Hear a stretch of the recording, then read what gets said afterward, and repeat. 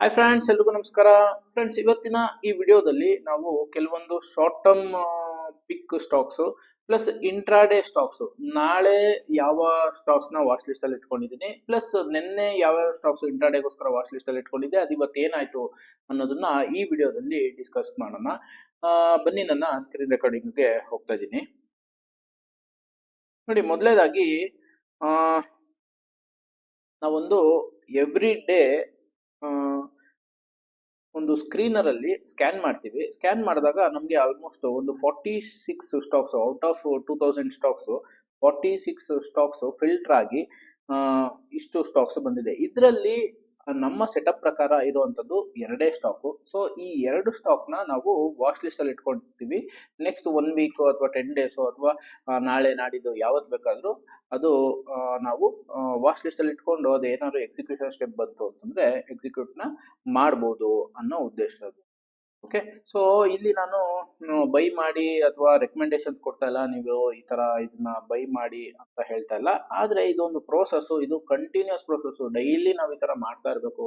ಏನು ಅಂತಂದ್ರೆ every day market close ಆಗಿದ್ದಾದ್ಮೇಲೆ ನಾವು ಇದನ್ನ ಸ್ಕ್ಯಾನ್ ಮಾಡಿದಾಗ ನಮ್ಗೆ ಕೆಲವೊಂದು 20 ಸ್ಟಾಕ್ ಬರ್ಬೋದು, ಕೆಲವೊಂದ್ಸಲಿ 10 ಸ್ಟಾಕ್ ಬರ್ಬೋದು. ಆ 10 ಸ್ಟಾಕ್ ಅಲ್ಲಿ ಯಾವ್ದು ಬೆಸ್ಟ್ ಸ್ಟಾಕ್ಸ್ ಅದನ್ನ ಮಾತ್ರ ನಾವು ವಾಚ್ ಲಿಸ್ಟ್ ಅಲ್ಲಿ ಇಟ್ಕೊಂಡು ಅದು ನಮ್ಮ ಪೋರ್ಟ್ಫೋಲಿಯೋಗೆ ಆಡ್ ಮಾಡ್ಕೊಂಡ್ ಬರ್ಬೋದು. ನನ್ನ ಹತ್ರ ಇವಾಗ 1 ಲಕ್ಷ ರೂಪಾಯಿ ಇತ್ತು ಅಂತಂದ್ರೆ 1 ಲಕ್ಷ ರೂಪಾಯಿ ಪೂರ್ತಿ ಅದೇ ಸ್ಟಾಕ್ ನ ಬೈ ಮಾಡ್ಬಿಡೋದಲ್ಲ, ಇದು ಒನ್ ಆಫ್ ಮೈ ಪೋರ್ಟ್ಫೋಲಿಯೋ ಆಗಿರ್ಬೇಕು. ಸೊ ಈ ತರ ಸಿಸ್ಟಮ್ ನ ನಾವು ನಮ್ಮ ಕ್ಲಾಸಸ್ ಅಲ್ಲಿ ಹೇಳ್ಕೊಡ್ತೀವಿ. ಅದನ್ನ ನಾನು ನಿಮ್ಗೆ ತೋರಿಸ್ತಾ ಇದ್ದೀನಿ. ಮೊದಲೇ ಸ್ಟಾಕ್ ಏನು ಅಂತಂದ್ರೆ ನೋಡಿ, FSL first source solution limited.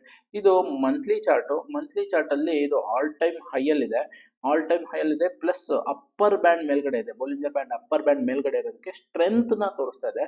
Plus ನಾವು ಡೇ ಚಾರ್ಟ್ ನೋಡಿದಾಗ ಇದು ಏನಾಗಿದೆ ಅಂತಂದ್ರೆ ಲಾಸ್ಟ್ 3 ಮಂತ್ಸ್ ಅಲ್ಲಿ ಅಂದ್ರೆ ಆಗಸ್ಟ್, ಸೆಪ್ಟೆಂಬರ್, ಅಕ್ಟೋಬರ್ ಅಲ್ಲಿ ಸೈಡ್ ವೇಸ್ ಆಗಿದೆ. ಸೊ ಯೂಶಲಿ ಸೈಡ್ ವೇಸ್ ಆಗಿರುವಂತ ಸ್ಟಾಕು ನೆಕ್ಸ್ಟ್ ಬ್ರೇಕ್ಔಟ್ ಆಗುತ್ತೆ. ಸೊ ಇದೇನಾದ್ರು ನಮಗೆ ಕಮಿಂಗ್ ಡೇಸ್ ಅಲ್ಲಿ ಬ್ರೇಕ್ಔಟ್ ಆಯ್ತು ಅಂತಂದ್ರೆ ನಾವು ಇದನ್ನ ವಾಚ್ ಲಿಸ್ಟ್ ಅಲ್ಲಿ ಇಟ್ಕೊಂಡಿರ್ತೀವಿ. Next stock Ami organics. ನೋಡಿ, ಇದು ಆಮಿ ಆರ್ಗ್ಯಾನಿಕ್ಸ್ ನ ಮಂತ್ಲಿ ಚಾರ್ಟು. ಇದು ಕೂಡ ನೋಡಿ ಒಂದು ಕಪ್ ಫಾರ್ಮೇಶನ್ ಆಗಿ after a long time breakout ಆಗಿದೆ. ಸೊ ಬ್ರೇಕ್ಔಟ್ ಆಗಿ ನಮಗೆ ಅಪ್ಪರ್ ಬ್ಯಾಂಡ್ ಮೇಲ್ಗಡೆ ಕ್ಲೋಸ್ ಆಗಿ ಇದು ಸ್ಟ್ರೆಂತ್ ನ ತೋರಿಸ್ತದೆ. ನಾವು ಇದನ್ನ ಡೇ ಚಾರ್ಟ್ ನೋಡಿದಾಗ ನಮ್ಗೇನು ಅಂತಂದ್ರೆ ಇದು ಸೈಡ್ ವೇಸ್ ಆಗಿ ಈಗ ಒಂದು ಬ್ರೇಕ್ಔಟ್ ನ ಕೊಟ್ಟಿದೆ. ಸೊ ಈ ಸ್ಟಾಕ್ ನು ಕೂಡ ನಾವು ವಾಚ್ ಲಿಸ್ಟ್ ಅಲ್ಲಿ ಇಟ್ಕೊಳ್ತೀವಿ. ಸೊ ನಮ್ಗೇನಾದ್ರೂ ನೆಕ್ಸ್ಟ್ ವೀಕ್ ಅಲ್ಲಿ ಅಥವಾ ನಾಳೆನೋ ನಾಡಿದ್ದು ಅಥವಾ ಇಲ್ಲಿಂದ ಡೌನ್ ಬಂದಾಗ್ಲೋ ಎಲ್ಲೋ ಆತರ ಒಂದು ನಮ್ಗೆ ಪರ್ಫೆಕ್ಟ್ ಪಾಯಿಂಟ್, ಎಕ್ಸಿಕ್ಯೂಷನ್ ಪಾಯಿಂಟ್ ಅಂತ ಅನ್ನಿಸ್ದಾಗ ಇದನ್ನ ನಾವು ಎಕ್ಸಿಕ್ಯೂಟ್ ನ ಮಾಡ್ತೀವಿ. ಪ್ಲಸ್ ಇದಕ್ಕೆ ಒಂದು ರಿಸ್ಕ್ ಮ್ಯಾನೇಜ್ಮೆಂಟ್ ಇರುತ್ತೆ. ಸೊ ಎಲ್ಲ ನಮ್ಮ ಹತ್ರ ಇರೋ ಅಮೌಂಟ್ ಎಲ್ಲ ಒಂದೇ ಸ್ಟಾಕ್ ಅಲ್ಲಿ ಹಾಕಿ ಅಕಸ್ಮಾತ್ ಅದು ಡೌನ್ ಬಂತು ಅಂತಂದ್ರೆ ತಲೆ ಮೇಲೆ ಕೈ ಇಟ್ಕೊಂಡು ಕುತ್ಕೊಳ್ಳೋ ತರ ಸಿಸ್ಟಮ್ ಅಲ್ಲ ಇದು. ಎವ್ರಿ ಡೇ ನಾವು ಇದನ್ನ ಸ್ಕ್ಯಾನ್ ಮಾಡಿದಾಗ ನಮ್ಗೆ ಒಂದು 10-15 ಸ್ಟಾಕ್ ಬಂದಾಗ ಅದ್ರಲ್ಲಿ ಒಂದೋ ಎರಡೋ ನಮ್ಗೆ ನಮ್ಮ ಪ್ರೋಸೆಸ್ ಪ್ರಕಾರ ಬರ್ಬೋದು. ಅದು ಬಂದಿದ್ದಾದ್ಮೇಲೆ ಎಕ್ಸಿಕ್ಯೂಷನ್ ಸ್ಟೆಪ್ ಬರ್ದೇನೂ ಇರ್ಬೋದು. ಸೊ ಹಾಗಾಗಿ ಏನು ಅಂತಂದ್ರೆ ನೀವು ವಿಡಿಯೋ ನೋಡಿ ದಯವಿಟ್ಟು ಯಾರನ್ನು ಬೈ ಮಾಡೋದಕ್ಕೆ ಹೋಗ್ಬೇಡಿ. ಈ ತರ ನೀವು ಡೈಲಿ ಪ್ರೋಸೆಸ್ ಏನು ಅಂತಂದ್ರೆ ಒಂದು ರೊಟೀನ್ ತರ, ಹೆಂಗೆ ಅಂತಂದ್ರೆ ನಮ್ಮ ರೊಟೀನ್ ಚೆನ್ನಾಗಿತ್ತು ಅಂತಂದ್ರೆ ನಮ್ಮ ಹೆಲ್ತ್ ಯಾವ ತರ ಚೆನ್ನಾಗಿರುತ್ತೋ ಅದೇ ತರ ನಮ್ಮ ರೊಟೀನ್ ನಾವ್ ಏನ್ ಮಾಡ್ಬೇಕು ಮಾರ್ಕೆಟ್ ಅಲ್ಲಿ ಅದು ನಮ್ಗೆ ಕರೆಕ್ಟ್ ಆಗಿ ಗೊತ್ತಿದ್ರೆ ನಾವು ಸ್ಟಾಕ್ಸ್ ನ ಪಿಕ್ ಮಾಡ್ಬೋದು. ಇದು daily process, not at all ಹೆಂಗೆ ಅಂತಂದ್ರೆ ಒನ್ ಡೇ ಪ್ರೋಸೆಸ್ ಅಲ್ಲ. ಇರೋ ಅಮೌಂಟ್ ಎಲ್ಲ ಒಂದಕ್ಕೆ ಹಾಕಿ ನಾವು ಕುತ್ಕೊಳ್ಳೋ ತರ ಅಲ್ಲ. ಇದು ನಮ್ಗೆ ಒನ್ ಆಫ್ ಅವರ್ ಪೋರ್ಟ್ಫೋಲಿಯೋ ಆಗಿರ್ಬೇಕೆ ಬಿಟ್ರೆ ಇದೊಂದೇ ನಮ್ಮ ಪೋರ್ಟ್ಫೋಲಿಯೋನಲ್ಲಿ ಇರೋ ತರ ಪ್ರೋಸೆಸ್ ಅಲ್ಲ. ಸೊ ಹಾಗಾಗಿ ನಾನು ನಿಮ್ಗೆ ರಿಕ್ವೆಸ್ಟ್ ಮಾಡುವಂತದ್ದು ಅರ್ಧಂಬರ್ಧ ತಿಳ್ಕೊಂಡು ದಯವಿಟ್ಟು ಇನ್ವೆಸ್ಟ್ಮೆಂಟ್ ನ ಮಾಡಬೇಡಿ. ಇದನ್ನ ನೀವು ರೆಕಮೆಂಡೇಶನ್ಸ್ ಅಂತ ತಗೋಬೇಡಿ. ಈ ತರ ಒಂದು ಪ್ರೋಸೆಸ್ ನ ಕಲಿಬೇಕು ಅಂತಂದ್ರೆ ಸಿಂಪಲ್ ಆಗಿ ಕಲ್ತ್ಕೊಳ್ಳಿ. ಒಂದ್ಸಲಿ ಕಲ್ತ್ಕೊಂಡಿದ್ದಾದ್ಮೇಲೆ ನೀವು ಪದೇ ಇದನ್ನ ಕಲಿಯೋ ಅಂತದಿಲ್ಲ. ಪದೇ ನೀವು ಇದನ್ನ ರೊಟೀನ್ ತರ ಮಾಡ್ಕೊಂಡು ಹೋಗುವಂತ ಪ್ರೋಸೆಸ್ ಇದು ನಮ್ಮ ಶಾರ್ಟ್ ಟರ್ಮ್ ಟ್ರೇಡ್ಸ್ಗೆ ಬಂದಿರುವಂತ ಸ್ಟಾಕು. ನೆಕ್ಸ್ಟ್ ಇಂಟ್ರಾಡೇಗೂ ಇದೇ ತರ ಒಂದು ರೊಟೀನ್ ಇದೆ. ನೋಡಿ, ನಿನ್ನೆ ನಾನು ನಿಮ್ಗೆ ವಿಡಿಯೋದಲ್ಲಿ ತೋರಿಸಿದ್ದೆ ಇಷ್ಟು ಸ್ಟಾಕ್ಸ್ ನನಗೆ ಏನು ಒಂದು ವಾಚ್ ಲಿಸ್ಟ್ ಅಲ್ಲಿ ಬಂದಿದೆ ಅಂತ, ಇಷ್ಟು ಸ್ಟಾಕ್ಸ್ ಮಾತ್ರ ನಾನು ವಾಚ್ ಲಿಸ್ಟ್ ಅಲ್ಲಿ ಇಟ್ಕೊಂಡಿದ್ದೀನಿ ಅಂತ. ಇದರಲ್ಲಿ ಆಲ್ಮೋಸ್ಟ್ ನೋಡಿ ಇವತ್ತು ಯಾವ್ದಾದ್ರು MFSL MCX ಇದೆಲ್ಲ ಮೈನಸ್ ಅಲ್ಲಿ ಇದೆ. ಸೊ ಮೈನಸ್ ಅಲ್ಲಿ ಇರುವಂತ ಸ್ಟಾಕ್ಸ್ ನಮಗೆ ಬ್ರೇಕ್ಔಟೇ ಕೊಟ್ಟಿರಲ್ಲ 15 ಮಿನಿಟ್ಸ್ ಕ್ಯಾಂಡಲ್ ಅಲ್ಲಿ. ಇಲ್ಲಿ ನೋಡಿ ನಾನು 15 ಮಿನಿಟ್ಸ್ ಚಾರ್ಟ್ ನ ಓಪನ್ ಮಾಡಿದ್ದೀನಿ. ಸೊ 15 ಮಿನಿಟ್ಸ್ ಚಾರ್ಟ್ ಅಲ್ಲಿ ಇವತ್ತಿನ ಚಾರ್ಟ್ ನೋಡಿದ್ರೆ ನಮಗೆ RSI ಮತ್ತೆ ಅಪ್ಪರ್ ಬೋಲಿಂಜರ್ ಬ್ಯಾಂಡ್ ಬ್ರೇಕ್ಔಟ್ ಕೊಟ್ಟಿಲ್ಲ. ಸೊ ಹಾಗಾಗಿ ನಾವು ಇದನ್ನ ನೋಡಿರಲ್ಲ. ಪ್ಲಸ್ ಇದು ಮಾರ್ಕೆಟ್ ಅಷ್ಟೆಲ್ಲ ಮೇಲಕ್ಕೆ ಹೋದ್ರು ಮೈನಸ್ ಅಲ್ಲೇ ಇತ್ತು. ಸೊ ಓಪನಿಂಗ್ ಅಲ್ಲಿ ನಾವು ಯಾವ್ದನ್ನ ಅಬ್ಸರ್ವ್ ಮಾಡ್ತೀವಿ ಅಂತಂದ್ರೆ ಈ ತರ ಪರ್ಸೆಂಟೇಜ್ ಏನಿದೆ ಇದ್ರ ಮೇಲೆ ಕ್ಲಿಕ್ ಮಾಡಿದಾಗ ಯಾವ್ದು ಇವಾಗ ಪಾಸಿಟಿವ್ ಅಲ್ಲಿ ಓಪನ್ ಆಗಿದೆ ಅನ್ನೋದು ತೋರಿಸುತ್ತೆ. ಯಾವ್ದು ಹೈಯೆಸ್ಟ್ ಪರ್ಸೆಂಟೇಜ್ ಅಲ್ಲಿ ಇದೆಯೋ ಆ ಸ್ಟಾಕು ಮೇಲ್ಗಡೆ ಬರುತ್ತೆ, ಯಾವ್ದು ಲೋಯೆಸ್ಟ್ ಅಲ್ಲಿ ಇದೆಯೋ ಅದು ಕೆಳಗಡೆ ಹೋಗುತ್ತೆ. ಸೊ ಹಾಗಾಗಿ ಯಾವ್ದು ಬೀಳ್ತಾ ಇದೆಯೋ ಆ ಸ್ಟಾಕ್ ಕಡೆ ನಾವು ಗಮನ ಹರಿಸಲ್ಲ. ಯಾಕೆಂತಂದ್ರೆ ಬೀಳೋಂಥ ಸ್ಟಾಕು ಅದು ಬೀಳ್ತಾ ಇರುತ್ತೆ. ಸೊ ನಮಗೆ ಬ್ರೇಕ್ಔಟ್ ಕೊಡಲ್ಲ. ಯಾವ್ದು ಬ್ರೇಕ್ಔಟ್ ಕೊಡುತ್ತೆ, ಯಾವ್ದು ಮೇಲಕ್ಕೆ ಹೋಗುತ್ತೋ ಆ ತರ ಸ್ಟಾಕು ಬ್ರೇಕ್ಔಟ್ ಕೊಡುತ್ತೆ. ಸೊ ಇಲ್ಲಿ ನಾವು ಮೇಜರ್ ಆಗಿ ಅಬ್ಸರ್ವ್ ಮಾಡುವಂಥದ್ದು ಏನು ಅಂತಂದ್ರೆ ಈ ವಾಚ್ ಲಿಸ್ಟ್ ನ ಮಾಡ್ಕೊಂಡು ವಾಚ್ ಲಿಸ್ಟ್ ಅಲ್ಲಿ ಒಂದು ಓಪನ್ ಲೋ ಅನ್ನೋ ಒಂದು ಕಾನ್ಸೆಪ್ಟ್ ಇದೆ. ಸೊ ಓಪನ್ ಲೋ ಅಂತಂದ್ರೆ ಏನು ಅಂತಂದ್ರೆ ಯೂಶಲಿ ಟೆಕ್ನಿಕಲಿ ಓಪನ್ ಲೋ ಯಾವ್ದಾದ್ರು ಒಂದು ಸ್ಟಾಕ್ ಓಪನ್ ಆಯ್ತು ಅಂತಂದ್ರೆ ಅದು ಅಲ್ಲಿಂದ ಮೇಲಕ್ಕೆ ಹೋಗುತ್ತೆ ಅನ್ನೋದು ಒಂದು ಕಾನ್ಸೆಪ್ಟ್ ಇದೆ. ಓಪನ್ ಹೈ ಅನ್ನೋದು ಒಂದು ಕಾನ್ಸೆಪ್ಟ್ ಇದೆ. ಓಪನ್ ಹೈ ಅಂತಂದ್ರೆ ಓಪನ್ ಹೈ ಸೇಮ್ ಇತ್ತು ಅಂತಂದ್ರೆ ಅಲ್ಲಿಂದ ಡೌನ್ ಬರುತ್ತೆ ಅಂತ. ಸೊ ಈ ಕಾನ್ಸೆಪ್ಟ್ ನ ಯೂಸ್ ಮಾಡ್ಕೊಂಡು RSI ಮತ್ತೆ ಬೋಲಿಂಜರ್ ಬ್ಯಾಂಡ್ ನಮಗೆ ಮ್ಯಾಚ್ ಆಯ್ತು ಅಂತಂದ್ರೆ ನಾವು ಟ್ರೇಡ್ ನ ತಗೋಬಹುದು ಅಂತ. ಇವತ್ತು ಇಷ್ಟೆಲ್ಲಾ ಸ್ಟಾಕ್ಸ್ ಅಲ್ಲಿ ನಮ್ಗೆ ಬಂದಿರುವಂತ ಒಂದೇ ಒಂದು ಟ್ರೇಡ್ ಯಾವುದು ಅಂತಂದ್ರೆ ಫೋರ್ಜ್. ನೋಡಿ ಇದು ಆಲ್ಮೋಸ್ಟ್ ಓಪನ್ ಲೋ ಸೇಮ್ ಇತ್ತು, ಪ್ಲಸ್ ಇಲ್ಲಿ ಬ್ರೇಕ್ಔಟ್ ನ ಕೊಟ್ಟಿದೆ. ಸೊ RSI ಅಬೌವ್ 60 ಬಂದಿದೆ, ಪ್ಲಸ್ ಅಪ್ಪರ್ ಬ್ಯಾಂಡ್ ಮೇಲ್ಗಡೆನೂ ಕ್ಲೋಸ್ ಆಗಿದೆ. ಆಲ್ಮೋಸ್ಟ್ 7667. ಇಲ್ಲಿಂದ ನಮಗೆ ಈ ಸ್ಟಾಕ್ ಎಲ್ಲಿವರೆಗೂ ಹೋಯ್ತು ಅಂತಂದ್ರೆ 7900 ರೂಪಾಯಿವರೆಗೂ ಹೋಗಿದೆ.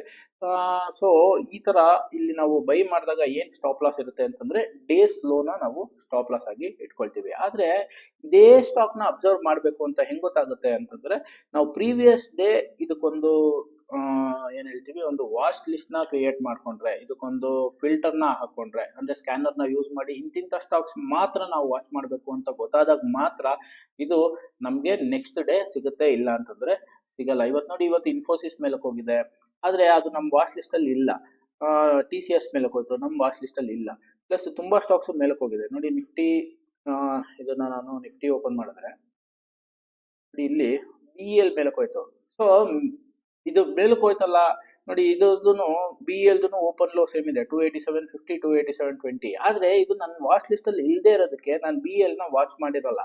ಸೊ ಹಾಗಾಗಿ ಇದು ಮೇಲಕ್ಕೆ ಹೋಯ್ತಾ ನಾನು ತಲೆ ಕೆಡ್ಸ್ಕೊಳಕ್ ಹೋಗಲ್ಲ. ನಮ್ಮ ವಾಚ್ ಲಿಸ್ಟ್ ಅಲ್ಲಿ ಯಾವ್ದಿದೆಯೋ ಅದರಲ್ಲಿ ನಮ್ಮ ಸೆಟಪ್ ಬಂದ್ರೆ ಮಾತ್ರ ನಾವು ಎಕ್ಸಿಕ್ಯೂಷನ್ ಮಾಡ್ತೀವಿ, ಇಲ್ಲ ಅಂತಂದ್ರೆ ಇಲ್ಲ.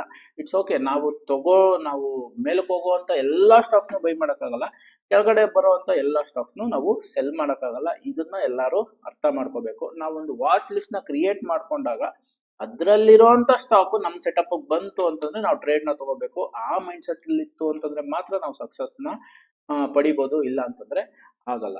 ನೋಡಿ ಈಗ ನಿನ್ನೆ ಇದ್ದಿದ್ದಂಥದ್ದು ಆಲ್ಮೋಸ್ಟ್ 1 2 3 4 5 6 7 8 9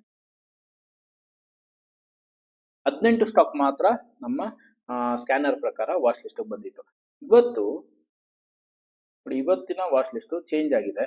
ಆಲ್ಮೋಸ್ಟ್ ನಮಗೆ 32 ಸ್ಟಾಕ್ ವಾಚ್ ಲಿಸ್ಟ್ ಅಲ್ಲಿ ಇದೆ. ಸೊ ನಾಳೆ ನಾನು ಈ ವಾಚ್ ಲಿಸ್ಟ್ ಅಲ್ಲಿ ಇರುವಂತ ಸ್ಟಾಕ್ ಅಲ್ಲಿ ಓಪನ್ ಲೋ ಯಾವ್ದು ಬರುತ್ತೆ, ಮಾರ್ಕೆಟ್ ಮೇಲಕ್ಕೆ ಹೋಗ್ತಾ ಇದ್ರೆ ಅಕಸ್ಮಾತ್ ಅಂದ್ರೆ ನಮಗೆ ನಿಫ್ಟಿನ ನಾವು ಫಸ್ಟ್ ಅಬ್ಸರ್ವ್ ಮಾಡ್ತೀವಿ. ನಿಫ್ಟಿ ಪಾಸಿಟಿವಿಟಿ ಇತ್ತು ಅಂತಂದ್ರೆ ಇದರಲ್ಲಿ ನಮಗೆ ಯಾವ ಸ್ಟಾಕು ಓಪನ್ ಲೋ ಇದೆ ಪ್ಲಸ್ ನಮ್ಮ ಮ್ಯಾಚ್ ಆಗಬೇಕು. ಏನ್ ಮ್ಯಾಚ್ ಆಗಬೇಕು ಅಂತಂದ್ರೆ RSI ಮತ್ತೆ ಬೋಲಿಂಜರ್ ಬ್ಯಾಂಡ್ ಇದೆಲ್ಲ ಮ್ಯಾಚ್ ಆದ್ರೆ ಮಾತ್ರ ನಾವು ಟ್ರೇಡ್ ನ ತಗೊಳ್ತೀವಿ, ಇಲ್ಲ ಅಂತಂದ್ರೆ ಇಲ್ಲ.